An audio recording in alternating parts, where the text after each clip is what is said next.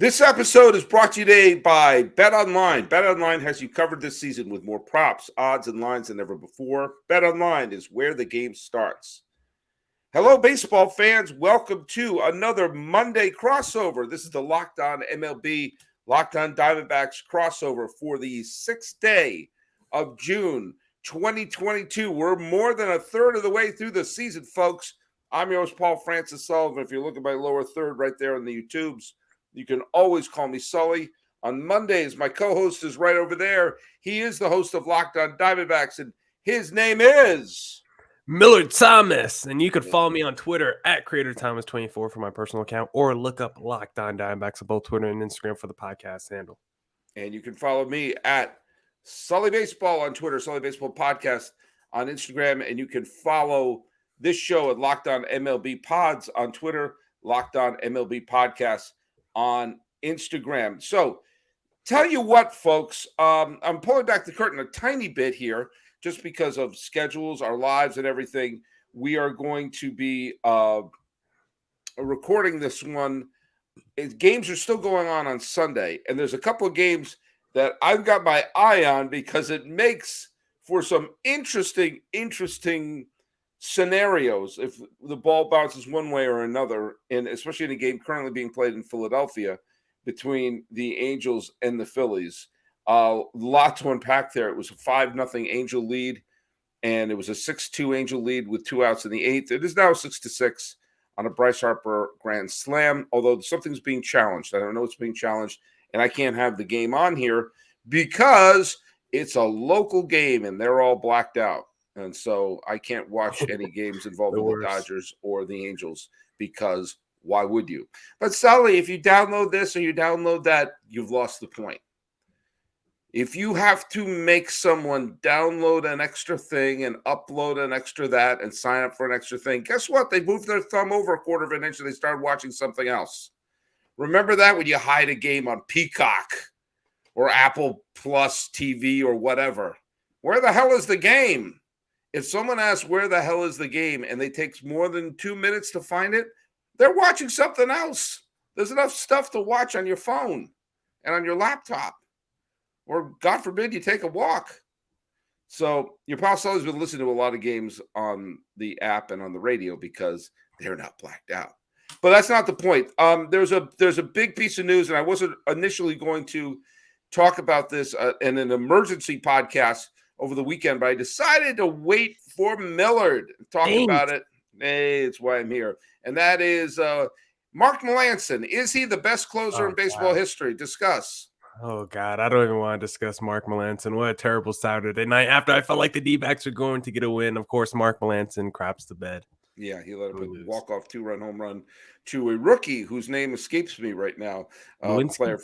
Yeah, I'm glad he killed us today. He killed us on Sunday as well. Yeah, there you go. Well, as it stands right now, the other team in Pennsylvania made a move that was not shocking. It was surprising when it happened to a degree that they actually did pull the trigger.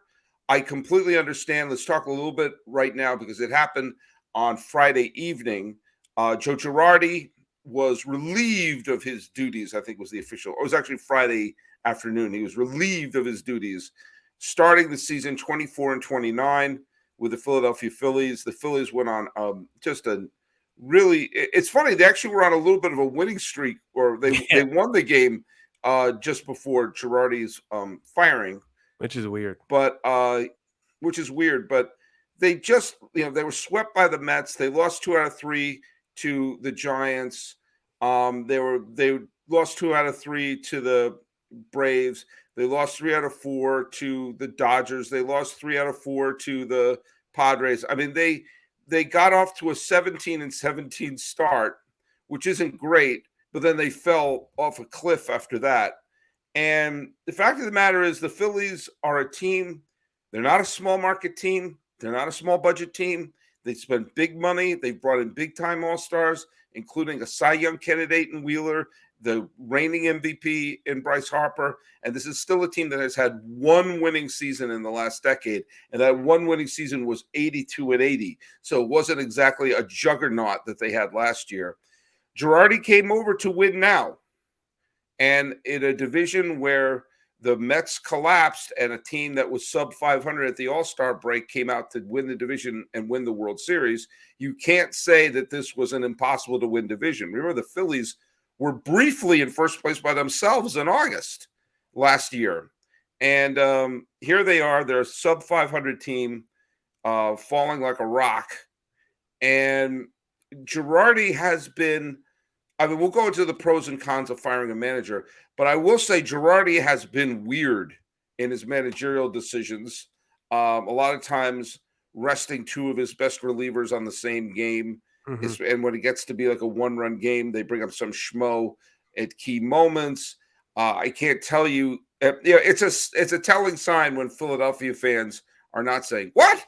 when this is happening.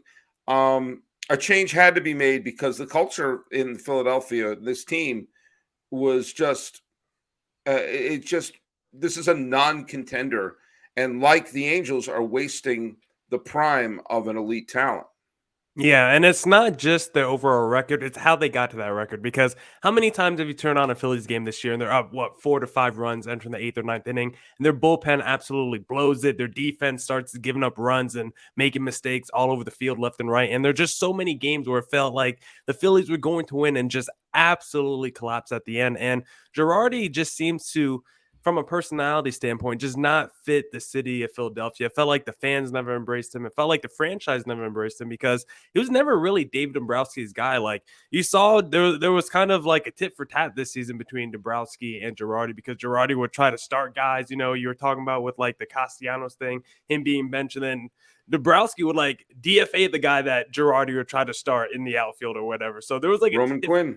Yeah, Roman Quinn. So it's like when there's like that public of a disagreement between the front office and the manager, like there's no chance Girardi was going to survive the season considering the money spent this offseason. Like they had one of the most expensive off seasons in baseball, and all those guys are just underperforming right now. And you have to really question, like we're going to talk about the pros and cons, like how much does the manager really affect the performance of these players, because a lot of these players are just underperforming right now. Like you look at that lineup outside of Bryce Harper, like a lot of these guys are having really poor seasons, and you have to wonder how much is that on Joe Girardi, because you look at Alex Cora, like see what the Red Sox players are doing under Alex Cora versus the 1 year when he wasn't there. It looks like 9-day. Like the Red Sox under Bobby Valentine that one season didn't look as good as when they brought in John Farrell. So you have to wonder if you bring in a different guy, maybe it could spark this Phillies lineup and hopefully Phillies team. But also, if you're a Phillies fan, you also have to wonder about what you did miss out on, because you know Buck Showalter was a runner-up for this job back in 2020. And maybe if you fired Girardi before the season, you could have hired Buck Showalter to be the manager this year, or at least gone out there and got Bob Melvin. So there's a lot of different crossroads that this Phillies franchise has taken, and it seems like they might have chosen the wrong one with Joe Girardi. I have to be fair on this. I was all for the Phillies hiring Joe Girardi. You're pro Girardi at the time? I was pro Girardi. I thought he won the Manager of the Year his 1 year in Florida when he had a team with a non-existent roster and had them contending into September. When he was the manager of the Yankees, yes, sometimes you can point to like, oh, he had this great player, that great player. There's also some years where those great players were injured and he had to cobble them together. And with great expectations, they did win a World Series with him. The last one they won. And by the end of his time with the Yankees, they did do a rebuild. The team that went to Game 7 of the ALCS in 2017 bore almost no resemblance to the team that he inherited. Judge was already there.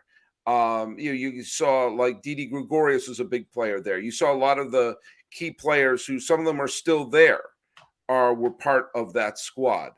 And he did a remarkable job managing that year. And there's a couple of years where, like when they made the wild card in 2015, where he did not have a really great team. It had a very high payroll, but it was players were injured and superstars weren't there. And yes, he annoyed people and he bristled people, but I thought the Yankees made a mistake letting him go. And I thought he was a surefire fit for the Mets. And then when Philadelphia signed him, I crapped on the Mets for letting Girardi go. So I can't sit here and say that I thought this was a bad signing by Philadelphia. I think Girardi is a good manager. I think there's something about this team that doesn't quite fit. And you've seen that ever since Ryan Howard collapsed in a heap at home plate at the end of the 2011 postseason, the 2011 division series. That there just is something not clicking with this franchise. Now, Dave Dombrowski once again has taken over a team and forgot to put together a bullpen. If he put together a bullpen in Detroit, he would have had a title or two there. He did win a title running the Red Sox. But in the end, Alex Cora had to do things like use David Price, Nathan Eovaldi, Rick Porcello, and Chris Sale out of the bullpen in the World Series. And if everyone stuck to their traditional roles, the Dodgers would have won that World Series. It was Chris Sale, remember, came out of the pen to clinch the World Series, not Craig Kimbrell, who did everything but gift wrapped the World Series to the Dodgers when he was there. And same thing for the Yankees. There's something going there's something wrong in Philadelphia. I'm not going to sing the score from 1776, but there's something going on in Philadelphia. And this team just isn't functional. And they've gone through a bunch of managers, and some managers have been decent baseball minds. Some of them have been inexperienced, some have been very experienced. But there's something not clicking with this team. And while I don't blame Joe Girardi for everything, I do think it does send a message to the team saying, hey, we're not accepting this. We need something, something needs to change around here. And, maybe it's symbolic more than anything. But the fact of the matter is something had to change in Philadelphia. And we'll see. I mean, maybe the team will relax. We've seen teams fire their manager and then they go on to great things.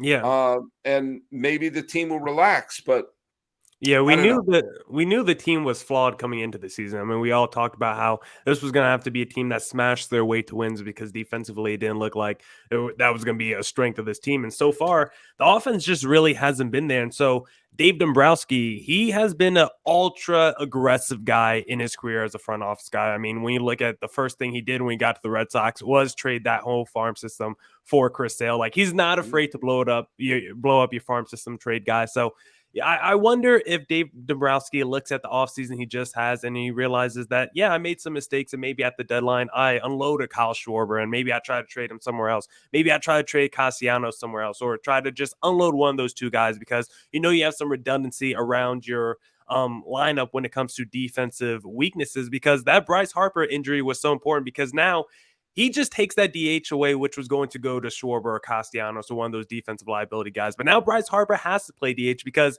he can still hit the ball. Like you saw what he did today. You mentioned he had a grand slam in Sunday's game. Like, Bryce Harper can still win MVP based off his bat alone. But because he can't throw a ball, he now has to play DH, which is putting one of those defensive liabilities in the field. So I wonder if Dave Dombrowski, being the ultra aggressive guy he is, if this team can start picking it up around the All-Star break. I wonder if he tries to be super aggressive at the trade deadline and maybe try to, do a 1-for-1 switch where you could trade a Castellanos or Schwarber for a different piece that better fits your team. There's one thing I think is interesting when you look at this Phillies team right now, when you look at the autopsy, the fact about their starting pitching isn't bad. Mm-hmm. Gibson's pitched. I mean, this is not the 1995 Braves, but Nola is a decent pitcher who's been okay. Mm-hmm. Certainly a good strikeout to walk ratio, strikeout to innings pitch ratio.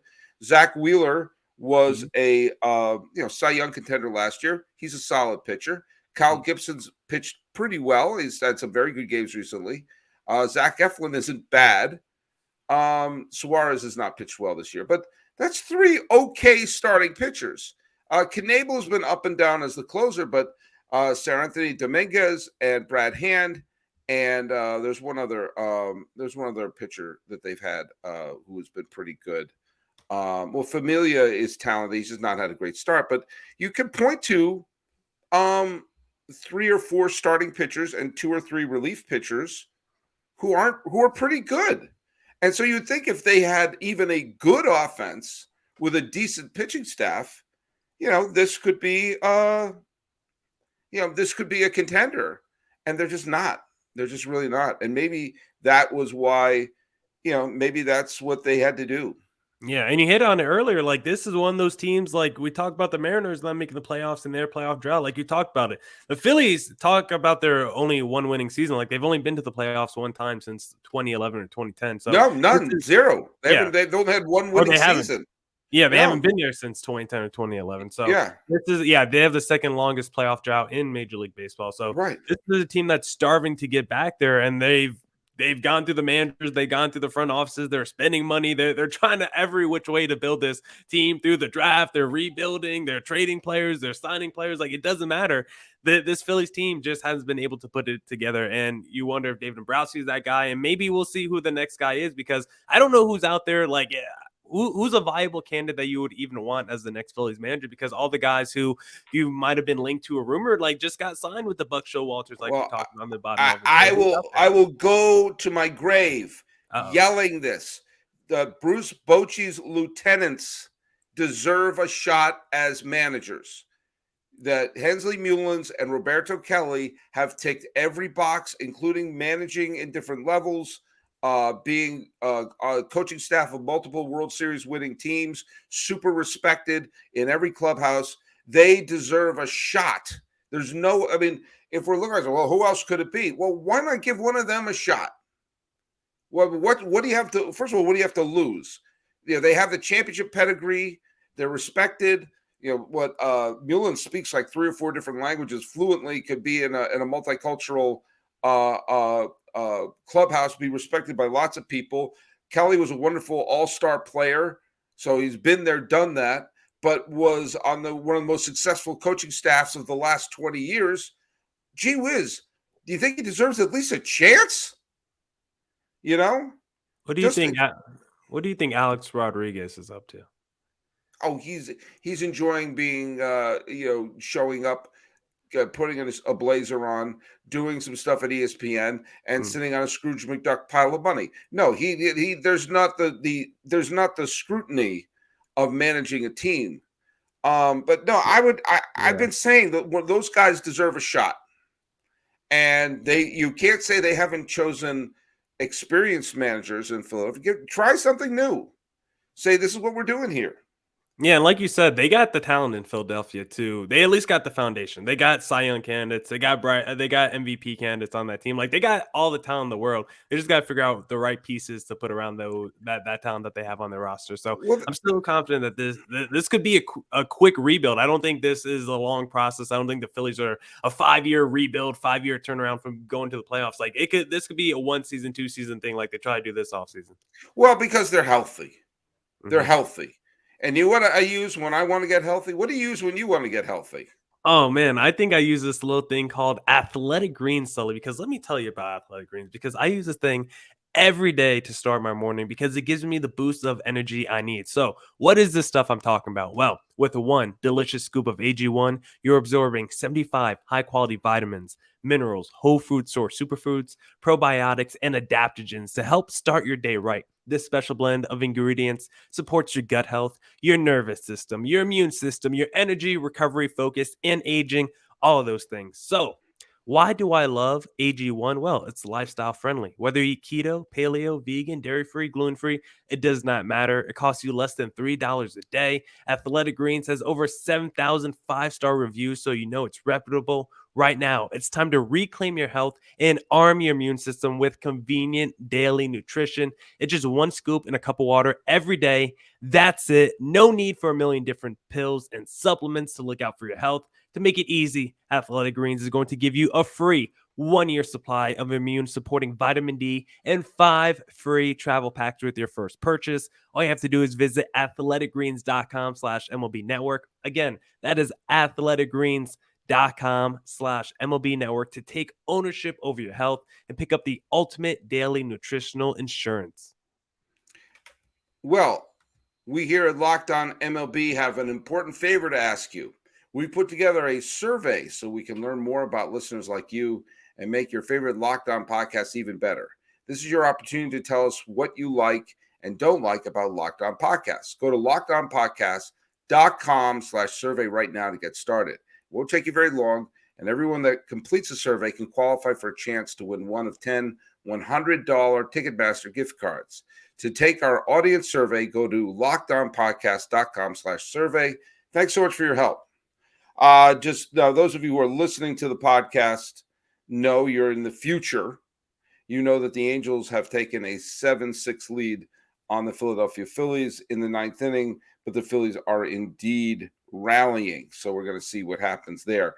But that brings up another point, another high-profile manager that I don't recall a lot of people complaining about the hire was Joe Maddon leaving the Cubs, which should have been a lifelong appointment. You lead the Cubs to a World Series title. Congratulations. You have that job until you're mulch. And he wound up going to the Angels, who had the purpose of saying, we have the best player of this generation, Hall of Famer right now, and we're wasting his prime. So let's quit.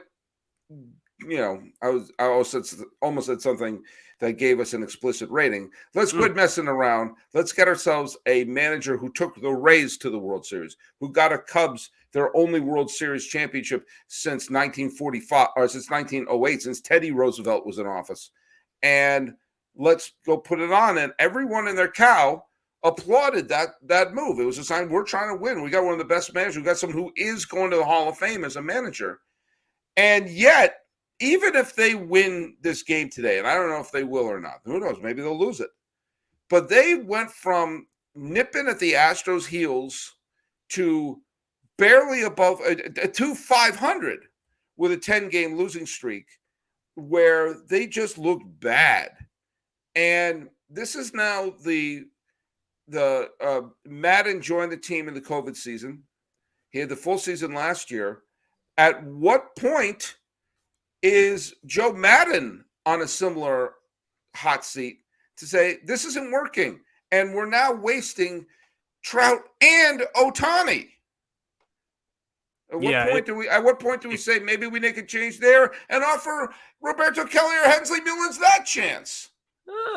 Yeah, it feels like Joe Maddon probably has a little bit longer rope than a guy like Joe Girardi, because it feels like the pedigree is a little bit stronger. Maddon, he has that proclaimed genius moniker around Major League Baseball, at least thrown around by the media. So it feels like he has a longer rope than the guys like Joe Maddon, but than the guys like Joe Girardi. But I understand why he left the Chicago Cubs, because you get to have your legacy tied to maybe the most historic curse of all time, is either the Red Sox Bambino curse or the Chicago Cubs curse. And then you could tie your legacy to the biggest player curse with Mike Trout. If you could get, the quote unquote GOAT to the postseason and get him postseason success, now your legacy is tied to both the Cubs and Mike Trout. That would be all time if you're Joe Maddon. But so far, it hasn't really worked out with the Angels. And like you said, a 10-game losing streak, this team is just on a downward spiral right now. And during that losing streak, Mike Trout has 11-game losing streak. Is it? 11-game. It looks like it just went final. Walk-off 3-run home run with 2 outs in the bottom of the 9th.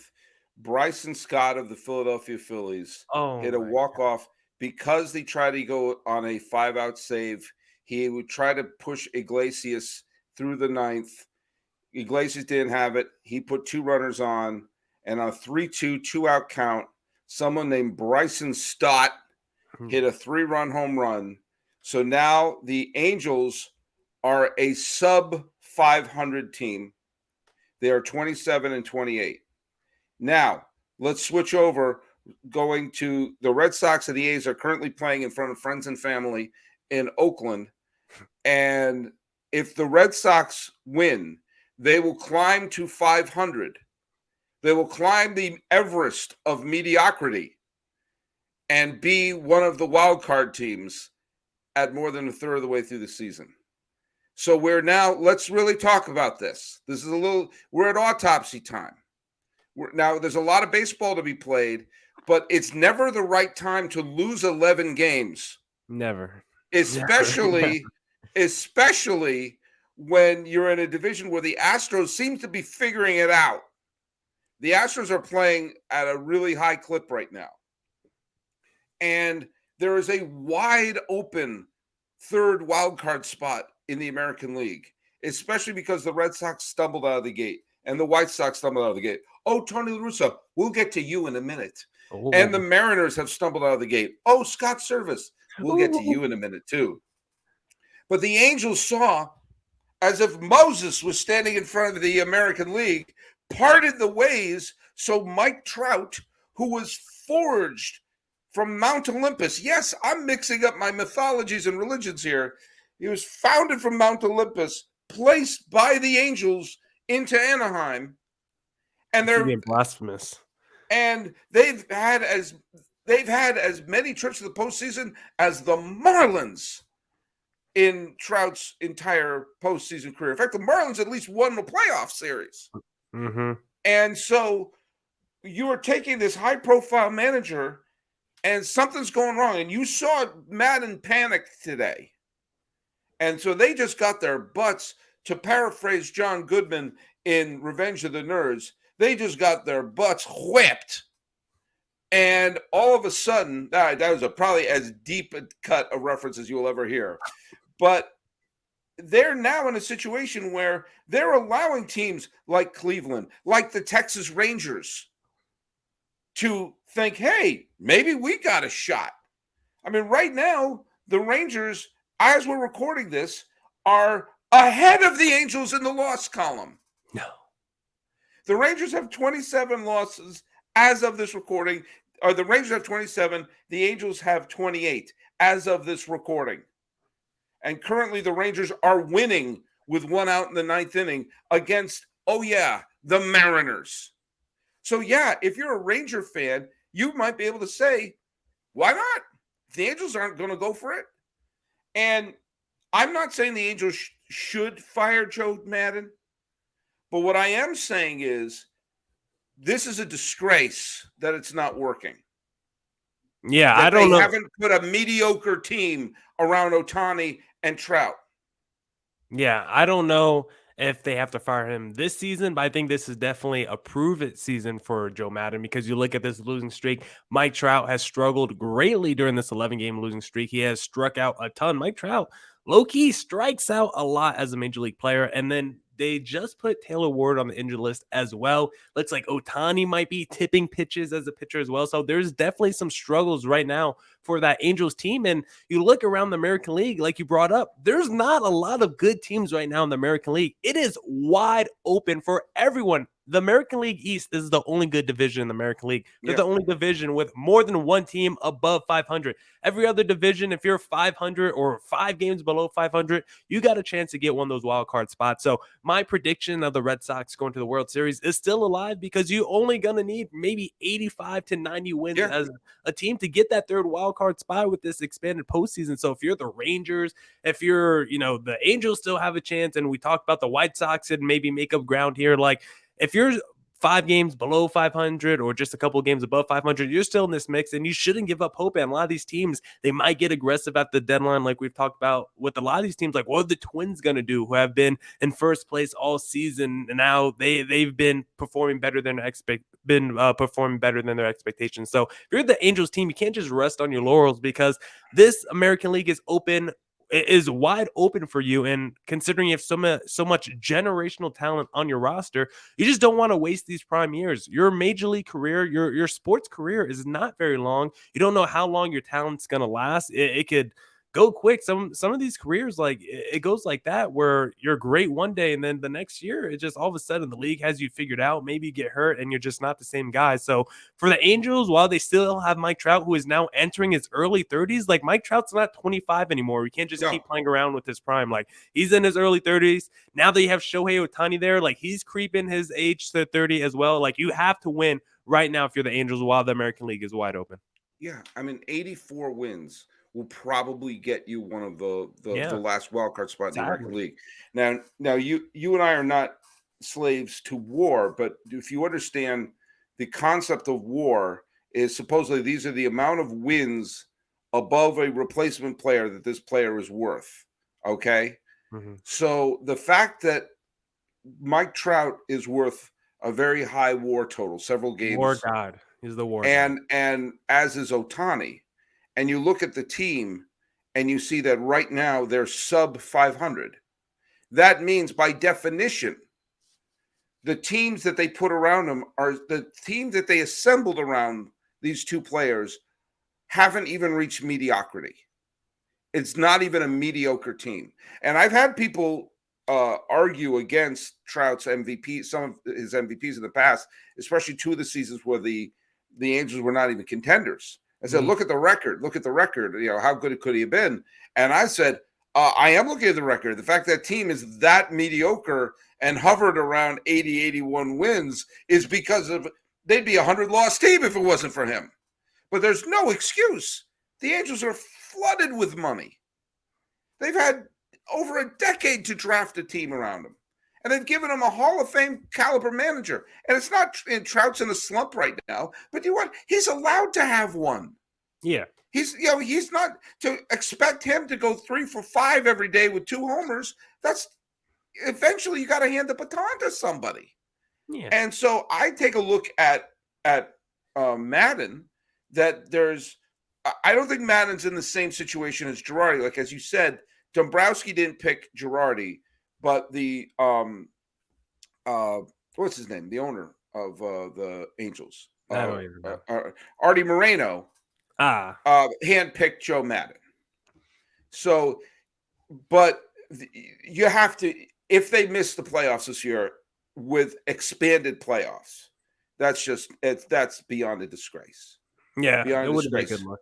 It wouldn't be a good look. I'm not sure they would fire him, though. I just feel like Joe Maddon just has so much cachet built up throughout his major league career. I'm not sure if I feel like he would still get another mulligan and get at least one more proven season, even though he might be out of proven seasons. Well, do you want, if they don't make the playoffs last year, it is a surefire bet that he's going to be gone. If you're going to be making any bets, BetOnline.net is your #1 source for all your betting stats and sports info. Find all the latest sports developments, news, and odds, including the NBA championship. I wonder how the Celtics are going to do tonight. The Stanley Cup Finals. Is it going to be Rangers, Colorado, or will it be Tampa Bay versus Edmonton? The Major League Baseball, and of course, the latest fighting news from MMA, of course, and UFC to boxing. BetOnline is your continued source for all your sporting wagering information, including live betting, esports, and more. Head to the website today or use your mobile device to learn more about the trends in action. BetOnline is where the game starts. All right, we're talking a little bit more about managers on the hot seat. I brought up Tony LaRussa. I had said when I was a guest on Locked On White Sox a couple of years ago, I don't know. I don't follow the White Sox closely to know whether or not the firing of Rick Renteria was a smart move or not. I do know that if you made a Venn diagram of the worst potential manager for the White Sox as they're currently constituted, the result you would have found would have been Tony LaRussa. And they won the division last year, so you give credit where credit's due, but they were already a very good team. This year, they were heads and shoulders the best team in the American League Central. And here they are, a sub-500 team with LaRussa making absolutely bonkers decisions, bad bullpen management, and the team kind of flopping on the deck like a flounder. Again, there's so many good young minds out there in baseball to dig up the late Tony LaRussa, who was already in the Hall of Fame, hadn't managed for 10 years, and had nothing to prove. If the White Sox can't get their act together here, they're not going to fire him, but they'll probably say, Tony, what if we make you the vice president of Beans and Franks and Beans or something, and promote someone from within? And this is almost a point where you say it almost doesn't matter. You need to take, if there is someone with a flamethrower lighting your house on fire, you don't interview the fireman saying, are you really good at using that hose? Tell me about your background. Like, no, put out the fire. We're at the 1/3 mark where the White Sox were the consensus only good team in that division. They're sub 500 and not showing. Now, granted, they did win. They did win today against the Rays, barely, but a win. Okay, a win is a win. It's, at this point, it's binary. You win or you lose. But there's still 2 games under 500, and they don't look very good, and they're not being managed well.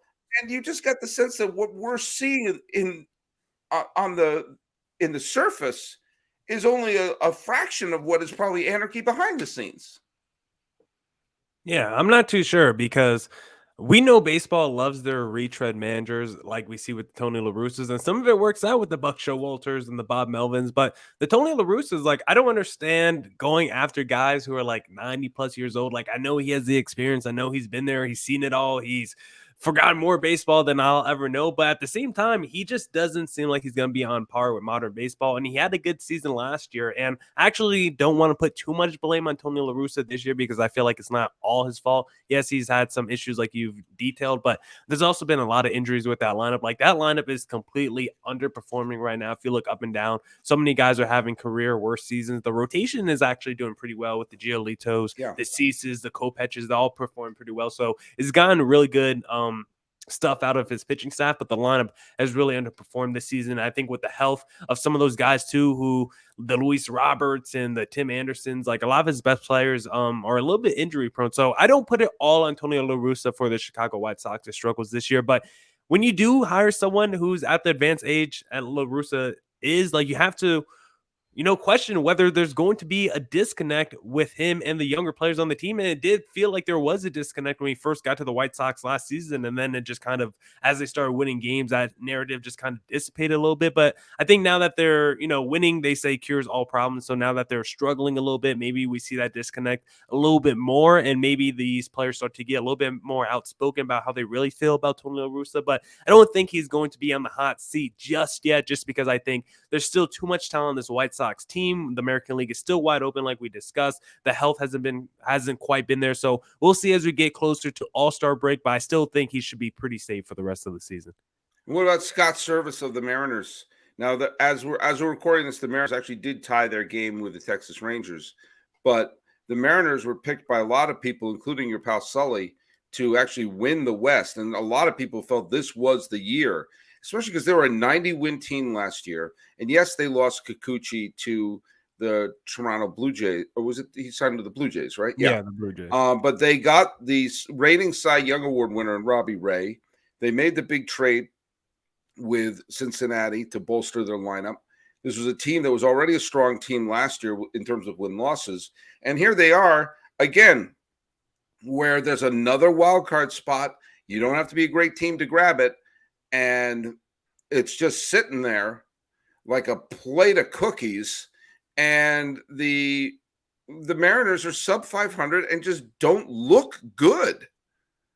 No, the Mariners, like you said, I picked the Mariners as a playoff team. I don't know if I picked them to win the AL West, but I definitely thought they were going to be a postseason team for the reasons you listed. Like, obviously, Robbie Ray was a big disappointment for the D-backs fans the last couple seasons. I had a lot of headaches when Robbie Ray started, but you can't deny he looked like a beast that last year in Toronto. So I was like, okay, that's a great pickup by Seattle to get a frontline starter, something that they didn't previously had as a 90-win team. You add an all-star in Jesse Winker. Suarez, I know he had a big contract. I know he hits near the Mendoza line, but he's still a 40 home run guy. They traded for Adam Frazier as well. So I felt like this Mariners team entering the season, they called up Julio Rodriguez, one of the top prospects. You hope Jared Kalenic could take a step forward. So felt like so many things are moving in the positive direction for the Mariners. I thought this was going to be the year that they finally end their playoff drought, but little did we know it's the same old Mariners. They're still cursed. They still can't figure out how to win ball games. And it's going to be another long season for Seattle Mariners fans. I actually just feel kind of bad because this really felt like a season, at least entering the year, where you can look at the team on paper. You can look at the rest of the American League and be like, yeah, this team actually stacks up against most teams against the American League and should be competitive enough and should win enough ball games to get to the postseason, especially now with the expanded playoffs coming off the season that they had last year with the infusion of more talent. It's a big surprise and a big shock that the Mariners are this bad 2 months into the season. Well, look at managers are under the microscope. And while sometimes it's just a response to things that are happening to either make the fans happy or to send a message to the players to say, hey, we're not accepting this. Something has to happen. I think that Servais of Seattle is the one that may have the most direct for lack of a better word, scrutiny, just because of the pedigree, the World Series pedigree that both LaRussa and Joe Maddon have. But it wouldn't surprise me. It would not surprise me. Now, maybe you may see a situation where LaRussa steps down. There may be health reasons or something like that. But anyway, those are three managers to keep an eye on. as 3 teams that have to perform well this year, need to perform well. But someone who's always performing well is Millard Thomas. Tell people where they can listen to your show. Hey, you can listen to me at just Locked on Diamondbacks on all podcast platforms. Look up my Twitter at CreatorThomas24 for my personal account. Just go in the search bar, type in Locked on Diamondbacks, both Twitter and Instagram for the podcast handle, and that is all. You can or follow, YouTube as well. Yeah, Locked on Diamondbacks. So you're watching us right now. You can follow us at Locked On MLB Pods on Twitter and on Instagram. Follow our YouTube channel, which is Locked On MLB. I'm your pal Sully. I'm a Sully Baseball on Twitter, Sully Baseball Podcast on Instagram. Looking at the hot seat of the manager, who's too hot for Joe Girardi. Will it get too hot for Tony LaRussa, Joe Maddon, and Scott Servais? We'll find out soon enough. This is Locked On MLB, Locked On Diamondbacks for the 6th day of June 2022. That's Millard Thomas. I'm your pal Sully. Let's fist pump and call it a crossover.